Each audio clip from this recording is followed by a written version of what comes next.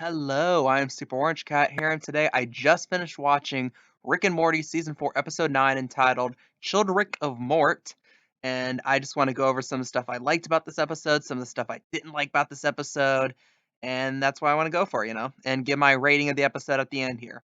So, some of the stuff I really loved about it, you know, it's fresh in my mind towards the ending. I just love the ending in general, the whole ending fight with the concept of Rick fighting Zeus, not necessarily God, and just the fact that at the end you had not like Rick about to get killed by Zeus, but get saved by Morty and Summer. More on that later, because that was another aspect I really loved about this episode. And that's just really, it's like, and yeah, go into that part. You had the B plot being having Jerry trying to teach Summer and Morty about how fun camping is, how important it is to be self sufficient, and have them thinking it's lame. Morty wanting to play video games and Summer wanting to get high. So you had Morty and Summer wander off into the wilderness. They saw a crashed spaceship that looked like a console, so Morty was interested. And you had pipes that looked like vaping stuff. So Summer was interested. And then you had them had her get really high, and her claim that it was like the knowledge of the people who drove the ship before her. So she huffed as much as she can to tell Morty how to ride the ship, which ultimately led to failure as the ship went out of control and rammed into Zeus, killing him instantly.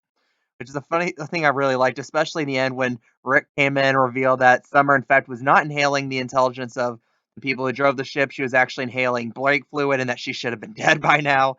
Really like that. And just pointing out the stupidity of Morty thinking that it was a video game. And also, like, the little bit, like, the end where he just went absolutely off on the kids when he was like, oh, Summer's high. She should have been killed by that brake fluid. Oh, and Morty's stupid. Maybe he's watching, like, stupid, should do homework. Maybe he needs some help. I like that part too. And other stuff I like about this episode was just the general concept of Rick.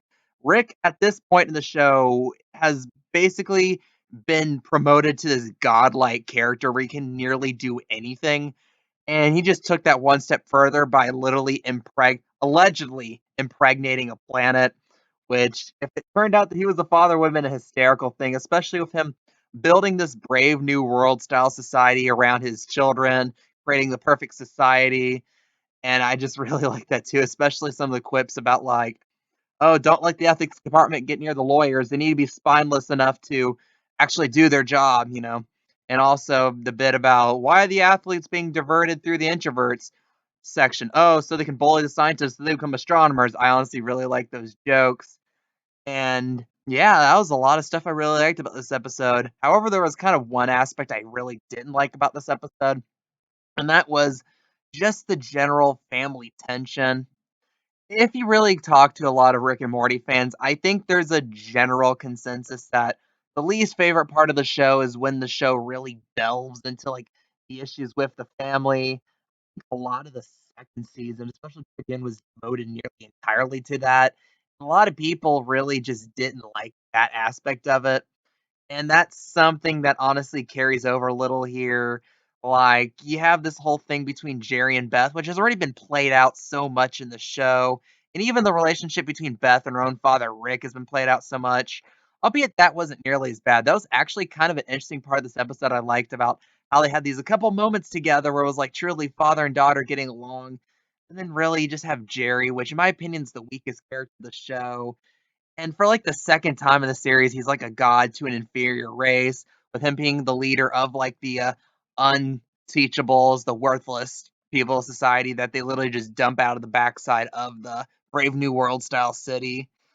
And it was just kind of a predictable plot line of him being jealous of whenever one of the creatures would find a way to try to advance society, with this time the creature who was able to figure out how to build a house, which is a better tent.